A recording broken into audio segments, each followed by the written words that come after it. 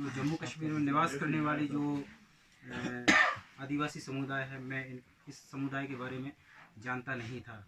तो मैं भी ज़्यादा जानने के लिए काफ़ी इच्छुक था।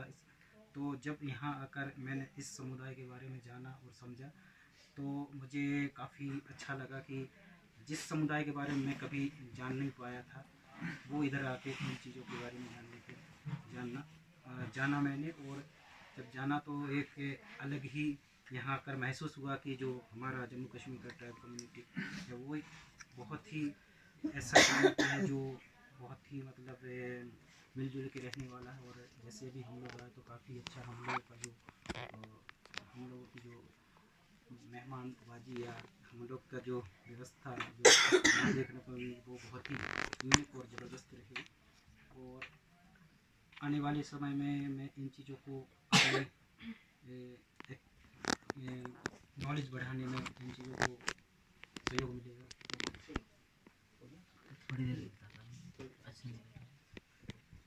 मैं तो जैसे जब हम लोग शुरू में जब आ रहे थे तो समझ में नहीं आ रहा था कि कहाँ जा रहे हैं, कैसे जा रहे हैं, क्या होगा क्या नहीं होगा। पापा लोग भी बोले थे कि तुम श्रीनगर जा रही हो, संभल के जाना, ऐसा है वैसा है। पर यहाँ पे आके यहाँ के लोगों से मिलकर बहुत अच्छा लगा और बहुत कुछ जानने को मिला कि यहाँ के आदिवासी लोग के बारे में जो कभी मैंने नहीं सोचा था, और अच्छा लगा सबको। वैसे तो मैं फर्स्ट टाइम वर्कशॉप अटेंड कर रही हूँ और इतना दूर भी पहली बार आई हूँ, तो यहाँ के सब चीज़ें हमको अच्छा लग रहा है और अपने यहाँ से काफ़ी कुछ बहुत अलग है और एक्सपीरियंस अच्छा रहा सब चीज़।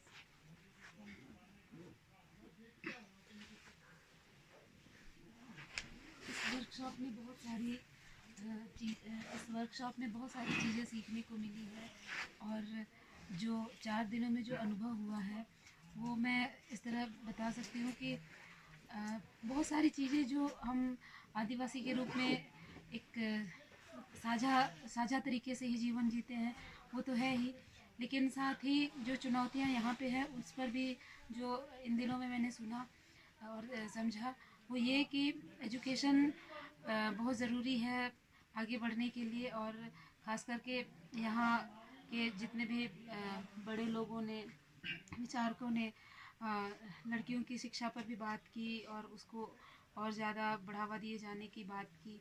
तो मुझे लगता है कि इस वर्कशॉप से वही सारी चीज़ें और उम्मीदें लेकर हम जा रहे हैं और एक समाज के रूप में और ज़्यादा बेहतर तरीके से संगठित होकर के और सारे आदिवासी जितने भी हैं उन सबको भी मिलजुल करके एक दूसरे के साथ संपर्क बनाते हुए संगठनात्मक रूप से मजबूत बने रहने की ज़रूरत है। ये इसी चीज़ की सीख लेते हुए मैं जा रही हूँ यहाँ से। ये वर्कशॉप तो ये मेरा पहला अटेंड किए थे, लेकिन ये शायद मेरे जीवन का सबसे खूबसूरत पलों में से एक होगा।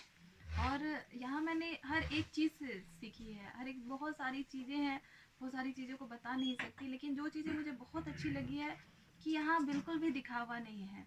जितनी शांत ये वादियाँ हैं, जितना प्रकृति ने इसको एक सुंदर बनाया है, वैसे ही यहाँ के लोग भी हैं।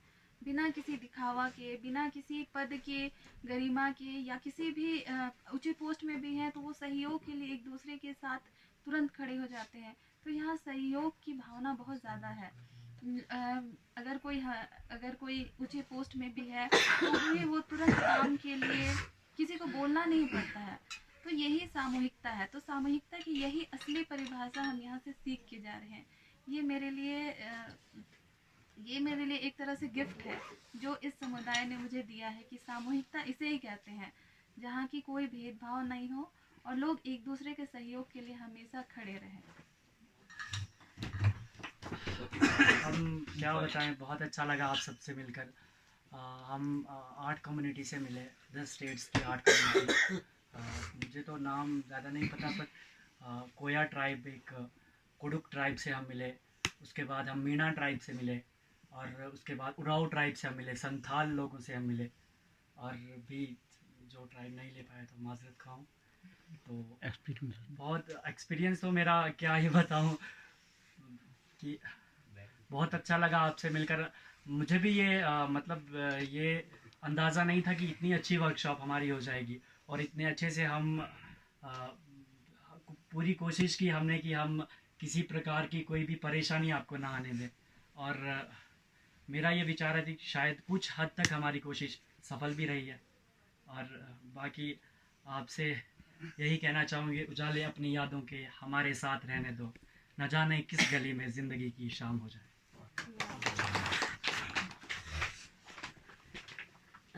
ये मेरा पहला वर्कशॉप था और पहले ही दिन की घटना मैं बता रही हूँ कि जब मैं वंदना दीदी से बात कर रही थी तो उन्होंने बोला था, हम पहले दिन ही ऊपर गए थे जब पहाड़ों पर, तब दीदी ने बोला था कि पहाड़ की ज़िंदगी पहाड़ से ज़िंदगी। तो मुझे भी यही लगा था, लेकिन जब मैं उनके जो उन लोगों से मिली तब मैंने देखा ये दौड़ कर एकदम पहाड़ पे चढ़ते हैं। मुझे फिर फील हुआ कि ये अभी हम पहाड़ों से परिचित नहीं हैं, लेकिन इन्होंने तो पहाड़ों से मोहब्बत की है और वो बाकी सब मोहब्बत मैंने बहुत करीब से महसूस की है और उस पलों को मैंने जिया भी है। और जब मैं घर में अकेली रहूँगी तो खुश होने के लिए ये सब पल मुझे याद आएंगे। तो आदिवासी अक्षय का जो ये संस्करण था, गोजरी बोली बोलने वाले बकरवाल समुदाय का, गुजर समुदाय का, इससे मेरा परिचय जान मोहम्मद सर के एक लाइव से हुआ था, जिसमें इन्होंने कुछ शब्द ऐसे बोले थे जो मुझे अपनी बोली में भी थे। तब से मैंने सोचा था कि इन गुजर ट्राइब से तभी अवगत हुए थे, उससे पहले हमारे कि जो सामूहिकता, जो आदिवासियत जो प्योर है अभी, जिसमें अभी किसी तरह का कोई मिक्सर नहीं हुआ है, वो बरकरार रहे आप लोगों में हमेशा। यही दुआ है और यही मेरा एक्सपीरियंस है कि अभी तक आदिवासियत प्योर है, इसमें किसी तरह का कोई मिक्सर नहीं है। आदिवासियत कार्यशाला 6 के मेरे जो अनुभव हैं वो बाकी की बातों जैसे ही हैं कि बहुत अल्टीमेट वर्कशॉप हुई है। मुझे खास 3 चीज़ें लगी हैं इस वर्कशॉप में। पहला, इन लोगों की बोली कि वो मेरे जैसी है। दूसरा, इन लोगों का मेहमान नवाजी। और तीसरा, अल्टीमेट चीज़, कम्युनिटी बॉन्डिंग। कम्युनिटी बॉन्डिंग ने इस वर्कशॉप को बहुत अल्टीमेट बनाया है। Thank you. कम्युनिटी बॉन्डिंग हासिल है मेरा भी कि बहुत अच्छी कम्युनिटी बॉन्डिंग थी और लोगों ने बहुत जी जान लगा के काम किया। कभी हमारे यहाँ आए तो हम इनको इस तरह से रेसिप्रोकेट कर पाए। मेरा अनुभव, एक्चुअली मैं जानता था एक गुज्जर और बकरवाल समुदाय के बारे में, क्योंकि मैं पहले एक denotified tribal nomadic tribal community के प्रोजेक्ट से जुड़ा हुआ था। उस संदर्भ में मुझे कई किताबें पढ़नी पड़ी और उस संदर्भ में इनको किताब से मैंने इनको जानने और जानने की कोशिश की थी उस समय। और जब एक बार मैं जम्मू से श्रीनगर बाय रोड ट्रैवल कर रहा था, उस समय मुझे, जैसे जिस दिन हम आ रहे थे उस समय जो अपने मवेशियों को, भेड़ बकरियों को ले जा रहे थे, उस समय पहली बार मैं रोड पे उनको देखा तो एक लाइव एक्सपीरियंस था कि हाँ ये बकरवाल है। लेकिन गुज्जरों के संदर्भ में यहाँ आने के बाद ही मुझे पता चला कि वाकई गुज्जर कौन है, क्या है। अदरवाइज गुज्जर यानी जो मेन स्ट्रीम में बसे हुए हैं, राजस्थान, दिल्ली, हरियाणा, पंजाब में, उनके बारे में पता था। सेकेंड थिंग, मेरे लिए मेरे रिसर्च के लिए एक नया विंडो खुलता है और मैं अपनी ओर से पूरी प्रयास करूंगा कि भविष्य में यहाँ आकर मैं रिसर्च करूं ओरल ट्रेडिशन पे।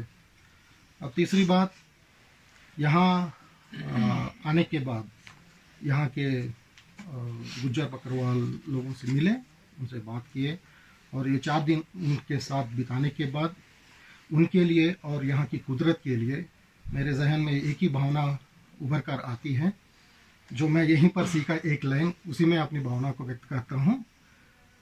कुर्बान जाऊं तेरे वार। Thank you. क्या बात है।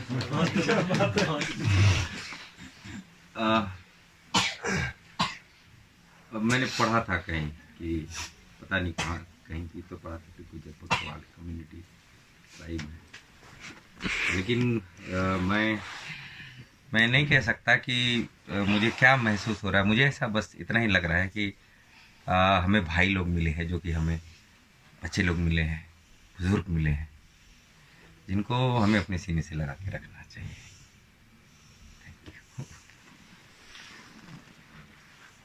जय हो जोहार हो। My 4 days experience I share with us. I first I heard about Gujar Bakarwala community, on the case of Asifa case. When that time I Gujar Bakarwala, which community it is, where they are living in India. I searched in Google and get some information, but now I meet them, get a more information about Gujar Bakarwala, and I learned a more information from our friends and Deepak sir, Pankaj sir, Anna Tete madam. What is Adivasi? Who are Adivasis? Their cultures and ritual practices. I learned from different communities ritual practices also here, and what we do next. Also we are discussing here, and moreover I learned information about Gujar Bakarwala community here. They are completely far from like development and some other things. So in my community, I am from Koya community. In Telangana also we are facing like same situations, development issues and some other things. I'll take one more. Good. Okay. I'll take some more time. Okay. I'd like to tell my experience, my past experience in my community. When I was in childhood, my mother and father was struggling on their rights in their forest. Basically, we are living in forest, like constructing like huts in forest. We are living in that huts only. So they are cultivating some land, like half acre or something. When the forest rights are given on 2006 amendment, we are we are cutting some land of forest, 2 acres. So that has given some rights from government. It's not completely complete rights for us, but they give a partial rights for my community in Telangana. So when that time my parents are struggled from government as well as Maoists also. First I will tell Maoist point of view. They are attacked on my parents. They are simply get into forest. My parents, they are simply what I say. Okay, they are simply get into forest and cruelly beating to my parents. Why we are cutting forest? My lives are threatened. So didn't do like this. But how do we survive? How we live? My parents' question is, okay, but we didn't cut a land, we didn't cut forest, and we didn't we didn't do any work. But how we survive in this world? So they questioned. They are seriously they are beaten my parents, and then after they come back to home. 2 months later, government from polices are also came to my home, and they are also left along with my parents. What is the relationship you and Maoists? Yeah, I think you are also Maoist. They are also beaten very. So they struggled more and more from both sides, not only a single side. So these situations are mostly on our communities only. Not only Telangana, it maybe it is in Chhattisgarh also facing the same situation. Odisha also facing the same situations. So these things are we need to think about these things, how to change, how to overcome these situations. Thank you. हाँ, सबको जोहार। मेरे आने से पहले यही मतलब था कि सरदार जी से और राजेश से पूछता रहा कि मुझे जाके करना क्या है, वहाँ पे जाके करना क्या है, मेरे को क्या बोलना। मैं यही समझ रहा था कि अगर वहाँ पे कोई सब बोल रहे होंगे जो लेक्चर देंगे और हमको नोट डाउन करना होगा, लेकिन फिर दीपक सर ने बताया कि यहाँ पे हमको आपस में मिलना है, जुलना है और यहाँ की जो वे ऑफ लाइफ है उसको जीना है। तो फिर और मुझे यही एक दिमाग में रहता है हर टाइम कि आदिवासी जब भी मीटिंग होती है तो बस राइट्स की ही बात करो, यही दिमाग में रहता है। लेकिन यहाँ पे आने के बाद ये भी समझ में आया कि हमारे जो जीवन मूल्य हैं उनको भी आगे बढ़ाना कितना ज़रूरी है, जो आगे ले जा सके, जो आदिवासियत है उसको भी बढ़ाना ज़रूरी है। अगर हम भले हमारे राइट्स ले लें, हमारे पास आदिवासियत नहीं रहेगी तो हम फिर इसके वो नहीं कर सकते। तो ये अनुभव रहा कि हमको इसको आगे बढ़ाना कितना ज़रूरी है। तो मैं अभी जाके इसको मतलब सबसे पहले यही काम करूँगा, गाँव में इसके बारे में बहुत सारा बताऊँगा और सबसे मिला, सब कम्युनिटी से मिला, ये भी मेरे लिए बहुत सबसे खास पल, मतलब आज तक के जो भी पल थे इसमें एक ऐड चैप्टर पूरा ऐड हो गया कि बहुत सारा अच्छा लगा। और यहाँ की जो समुदाय ने हमारी जो खातिरदारी की और इसके प्रति जो एक दिल से मतलब एक अंदर से भाव निकाल के वो प्रेम दिखाया, इसके लिए हम शुक्रगुजार हैं। Thank you. कभी सुना था मतलब कि जम्मू दुनिया की सबसे खूबसूरत जगहों में से एक है, तो पहले दिन आया, थोड़ा देखा तो हाँ बिलीव हुआ कि जम्मू वाकई बहुत खूबसूरत है। बाकी के जब नेक्स्ट 3 दिन रहा मैं यहाँ अपने सभी साथियों के साथ और हमारे गुजर बकरवाल कम्युनिटी के हमारे हम उम्र जैसे नदीम भाई, आसिफ भाई, अयूब भाई और हमारे जो आदिवासी बुजुर्ग जैसे सज्जाद साहब, हाकिम साहब, इन सबसे मिलके एक बात मैं बहुत भरोसे के साथ कह सकता हूँ कि कोई भी जगह को खूबसूरत वहाँ के लोग बनाते हैं। बस मैं इतना ही कहना चाहता हूँ। सभी को जोहार। यह मेरा पहला वर्कशॉप है। इस वर्कशॉप से मुझे काफ़ी कुछ सीखने को मिला।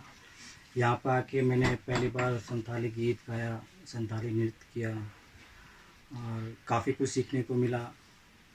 वन नदी के सेशन से भी, और उधमपुर से जाई से बास से दराई से झड़काई, फिर नलक की यात्रा काफ़ी मतलब बेहतरीन थी और इनके लम्हे काफ़ी यादगार रहेंगे और अहम भी। ये मेरा पहला वर्कशॉप है और जैसे सभी प्रतिभागियों के अनुभव हैं वैसे मेरे भी हैं। ये सुनहरे पलों में से एक है। लेकिन यह है कि आज से पहले आदिवासी या आदिवासियत महज मेरे लिए एक शब्द थे। ये 4 दिनों की जो वर्कशॉप है इसमें जब इसकी अवधारणा समझी मैंने और जो ये समझना मेरे लिए मेरी खुशनसीबी बन गई।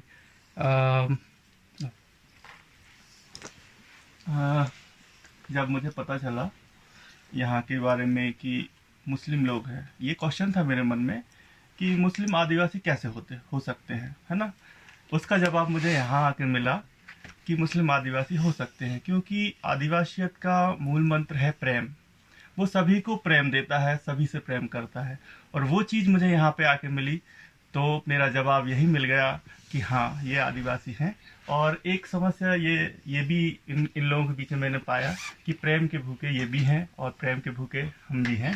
तो ये मेरा एक्सपीरियंस तो बहुत सारे हैं यहाँ पे, बहुत अच्छा लगा, लेकिन ये मेरे कुछ खास शब्द।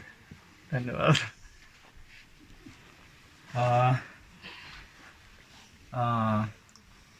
मैं शायद पहली बार एक साथ इतने सारे ट्राइब से मिल रहा हूँ, जिनमें से कुछ को मैं पहले से जानता हूँ और कुछ मेरे लिए नए हैं, जिन्होंने अपनी हर बात अपनी भाषा में प्रस्तुत की। तो मैं भी, अगर मुझे दोबारा मौका मिले तो अगली बार मैं भी कोशिश करूँगा कि मैं भी अपनी बात अपनी भाषा में प्रस्तुत कर सकूँ। बस, धन्यवाद। सभी को जोहार। मैंने यहाँ खासकर तीन चीज़ें सीखी और अनुभव किया। बहुत ही अच्छा अनुभव रहा। सबसे पहले तो यहाँ की खूबसूरती और खूबसूरत लोग और खूबसूरत सा व्यवहार, और आदिवासियत के बारे में कहना चाहूँगी कि आदिवासियत बहुत बड़ा शब्द है मेरे लिए। और हालांकि हम आदिवासी हैं, लेकिन फिर भी आदिवासियत को समझना बहुत ज़रूरी है। फिर से हमें समझने की ज़रूरत है, बहुत ज़्यादा इस पर जानने और सीखने की ज़रूरत है और काम करने की ज़रूरत है। और जब मैंने वंदना मैम और जितने भी मेंटर हैं, पंकज जी और दीपक बड़ा जी की बातों को सुनकर लगा कि काम करना चाहिए इस पर। मतलब अलग अलग तरीके हैं इस पर काम करने के लिए। कुछ लोग लिखेंगे, कुछ लोग कई तरह के रिसर्च करेंगे, और कुछ को इस पर ज़मीनी स्तर पर काम करना होगा, ताकि, क्योंकि आज के ज़माने में आदिवासियत को बनाए रखना बहुत ही चुनौतीपूर्ण है, ऐसा मुझे लगता है, ऐसा महसूस होता है। तो मैंने तो प्लान कर लिया और कुछ कि अभी जा कर के, हालांकि काम करते आ रहे हैं, लेकिन कुछ नई चीज़ें हमारे दिमाग में आ गई है, तो उस पर काम करना है। धन्यवाद।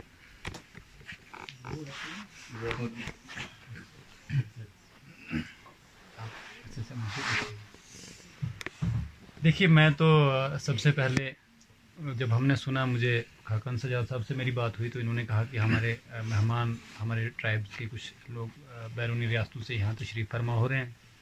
तो मुझे बड़ी खुशी हुई कि हमारे बाहर से बहुत सारे लोग जो हमारे बीच में आ रहे हैं, हम उनसे मिलेंगे और उनसे अपना कल्चर साझा करेंगे और बहुत सारी चीज़ों का एक्सपीरियंस होगा। तो बदकिस्मती से मैं पहुँच नहीं पाया, क्योंकि कुछ ऐसी डिफ़िकल्टीज़ थी कि मैं आ नहीं पाया, ट्रांसपोर्ट को लेके समझिए, या कोई घरेलू मसरूफियात हों।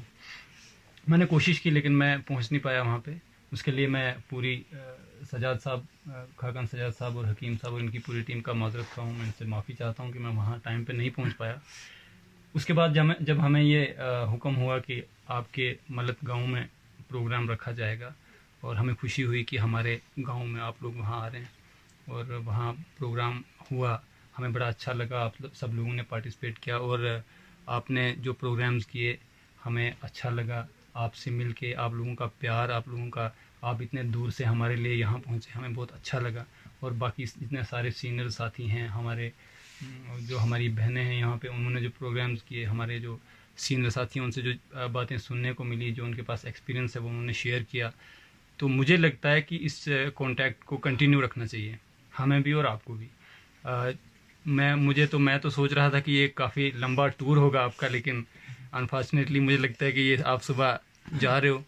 तो आने वाले टाइम में मुझे लगता है कि हमें इसको काफ़ी ज़्यादा टाइम देना चाहिए, क्योंकि हमारी जो कल्चर है, हमारी जो कौम है, इसको मज़ीद आगे ले जाने की ज़रूरत है। बहुत सारी ऐसी चीज़ें हैं जो हम लैग कर रहे हैं, मुझे लगता है कि उन पे काम करने की ज़रूरत है, आपको भी और हमें भी मिलजुल के।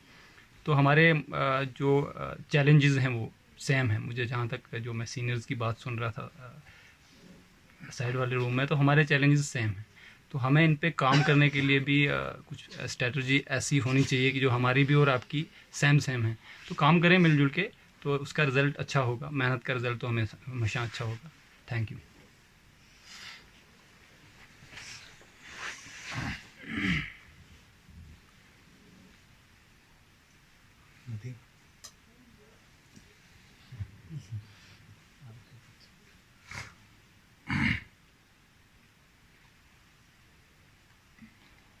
जब मुझे पता लगा कि हमारे भाई कुछ हमसे मिलने आ रहे हैं, तो ये मैं बहुत सालों से सोच रहा था कि कहीं हमें ऐसा प्लेटफॉर्म मिले जहां हम सब इकट्ठे हो सकें, एक दूसरे को सुने, एक दूसरे को समझें। लेकिन हालात कुछ ऐसे बन चुके थे, क्योंकि यहाँ पहले मिलिटेंसी थी और उसके बाद फिर ये बीच में कोरोना चल पड़ा। तो अब हमें ऐसा नहीं लगता था कि ऐसा हो सकता है। तो जब हकीम साहब ने बोला कि ऐसा होने वाला है, तो मुझे थोड़ी उसमें मैंने सोचा कि अब कोरोना भी है, बीच में हो सकता है एडमिनिस्ट्रेशन वगैरह जो है हमें ये प्रोग्राम करने दे ना करने दे। तो उसमें फिर हमें एडमिनिस्ट्रेशन से भी मशवरा लेना पड़ा। उन्होंने कहा नहीं, कोई मसला नहीं है, सब कुछ हो जाएगा, आप ज़रा SOPs का ख्याल रखिए। तो ठीक है। तो मुझे सबसे अच्छा ये लगा कि हमारे जितनी बहनें भाई यहाँ हैं, सभी दिल के अच्छे लोग हैं और मेरे नज़दीक सबसे बड़ा धर्म जो है वो इंसानियत है। और इसी पे बात हुई, यही बोला गया कि इंसानियत जो है सबसे बड़ा धर्म है। और मैं पहले इस चीज़ का कायल हूँ,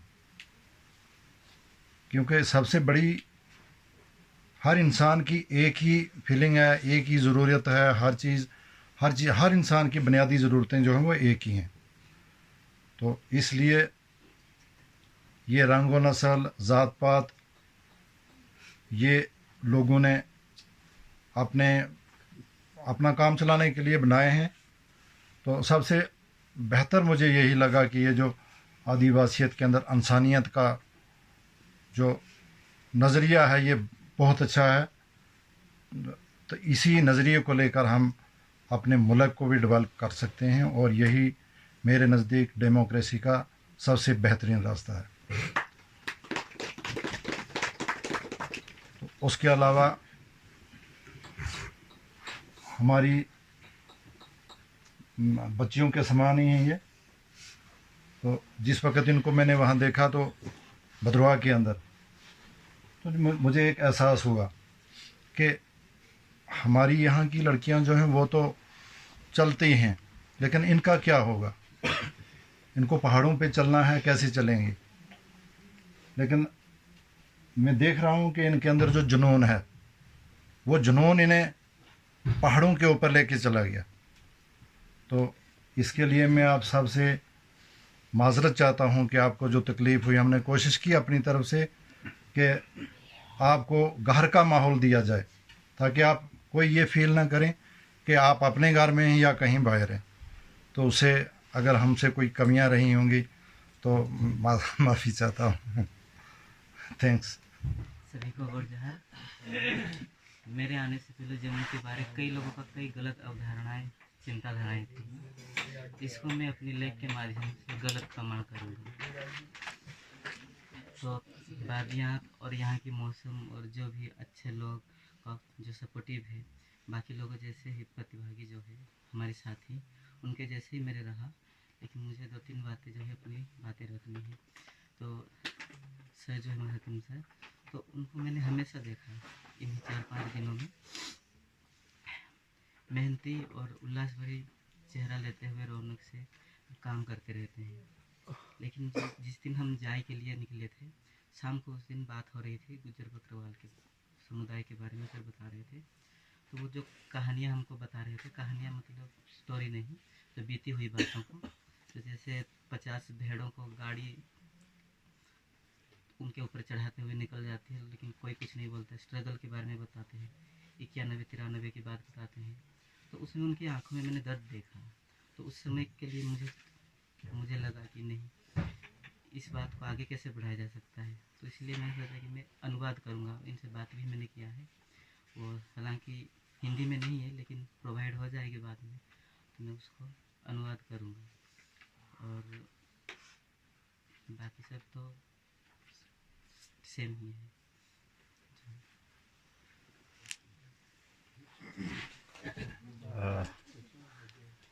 आज की ये जो 6 तारीख से ट्राइबल राइटर्स की एक वर्कशॉप अपने इख्तिताम को पहुंच रही है। दिल नहीं चाहता है कि मैं इख्तिताम का शब्द इस्तेमाल करूं, लेकिन ये तो वक्त की तंगदमानी है और वक्त किसी का इंतज़ार भी नहीं करता। जो आल भारत से ट्राइबल्स यहाँ पे राइटर्स तशरीफ़ लाए, यहाँ हमारे बीच आए और हमारी जो हमारा लिटरेचर है, हमारी जो परंपरा है, हमारे जो रस्म है, रिवाज हैं, सारी बातें, बहुत सारी बातें हुई। लेकिन इस 4 दिन में बहुत सारी बातें करना, कंप्लीट करना भी बहुत मुश्किल था।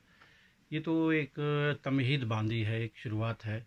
अभी बहुत सारा काम जो है वो बाकी है। मेरे पास वो अल्फाज नहीं हैं कि मैं ये जो एक्सपीरियंस है मैंने देखा है इन 4 दिनों के अंदर। जो सर से बात हुई थी, पंकज सर से बात हुई थी कि ऐसे ऐसे है। जून में उनसे मेरी बात हुई थी और फिर बात चलती रही। बीच में फिर अप्स एंड डाउन्स आते गए और हमने सोचा कि हम अच्छे काम के लिए हमने कदम रखा और इसमें इंशाल्लाह बेहतरी होगी। ये बहुत अच्छे तरीके से इसका निपटारा होगा। तो बहुत ही अच्छा किसी भी पहलू से अगर हम देखें, किसी भी ज़ाविये से अगर देखें और इंडिविजुअली सबका जो मैं कहूँ कि जो बर्ताव है वो एक बहुत ही लर्निंग करने की चीज़ है, बहुत ही अच्छे समझने की चीज़ है। मुझे लगता है कि आइंदा हमारा एक ऐसा ग्रुप इस पे काम करना चाहिए हमें। और हमारी चीज़ें जो हैं, अदब की चीज़ें जो हैं, आपकी सभी जो ट्राइबल्स लैंग्वेजेज हैं उनमें ट्रांसलेट होनी चाहिए और आपकी चीज़ें जो हैं गोजरी में ट्रांसलेट होनी चाहिए, ताकि एक बात पता चले कि किस लिटरेचर में क्या लिखा जा रहा है।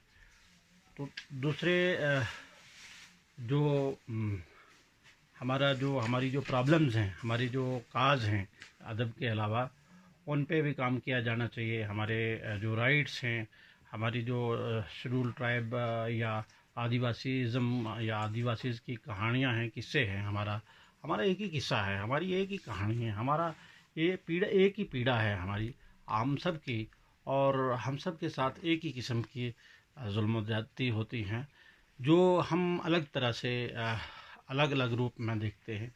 तो उस पर काम होना चाहिए, उसको ख़त्म करने की कोई ऐसा हमारे पास प्लेटफार्म होना चाहिए।